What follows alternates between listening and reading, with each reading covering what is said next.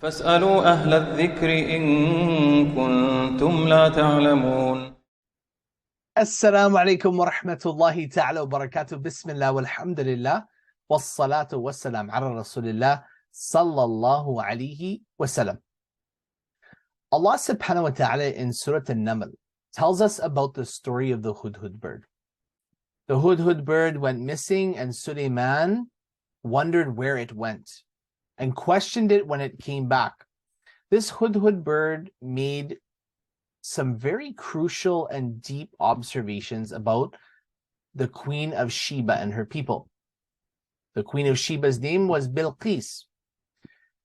The hudhud bird came back. Allah subhanahu wa ta'ala tells us in the Qur'an, وَجَدْتُهَا وَقَوْمَهَا يَسْجُدُونَ لِلشَّمْسِ مِن دُونِ اللَّهِ وَزَيَّنَ لَهُمُ الشَّيْطَانُ أَعْمَالَهُمْ فَصَدَّهُمْ عَنِ السَّبِيلِ فَهُمْ لَا يَهْتَدُونَ.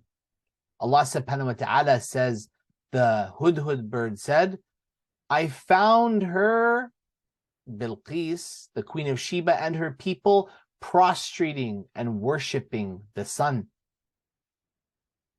instead of Allah subhanahu wa ta'ala.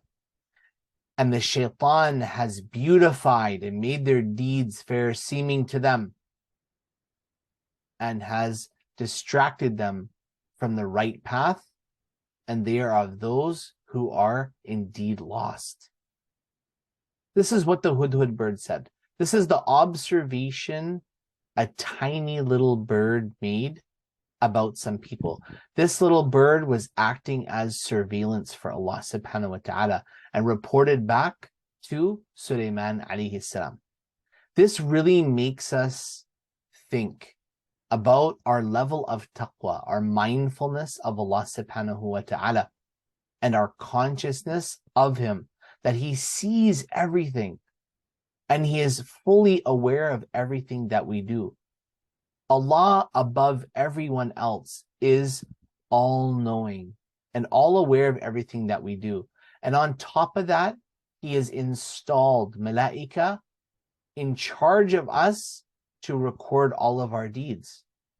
And on top of that, Yawm al-Qiyamah, Allah subhanahu wa ta'ala is going to cover the mouths of people, and their hands and their skin are going to testify against them. Subhanallah. What greater witness is there than that? When we look for a witness to a crime, that person was there. They witnessed somebody doing a crime, and they can describe what that person looked like or what shirt or pants they were wearing. But there's always room for error. But wherever we went in this life and whatever we did, our bodies were with us. And on the day of judgment, our bodies will testify against us, either for us, telling Allah, He took me to the masjid, He took me to Mecca, He took me to places of khair, or your body will tell Allah subhanahu wa ta'ala, and Allah knows best, that we took our bodies to places that are displeasing to Allah, or we used our bodies in ways that were displeasing to Allah. So the surveillance of Allah subhanahu wa ta'ala over our lives is vast.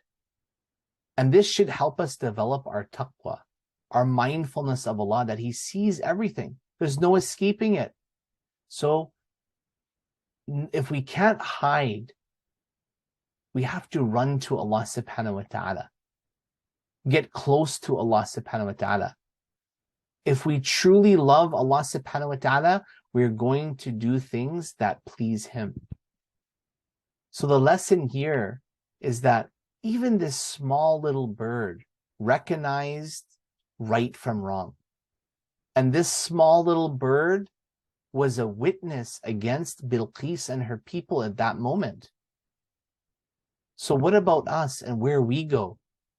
Maybe we go somewhere we shouldn't, and there's a little bird perched on a power line, or a little squirrel runs by us, or a little ant in its hole.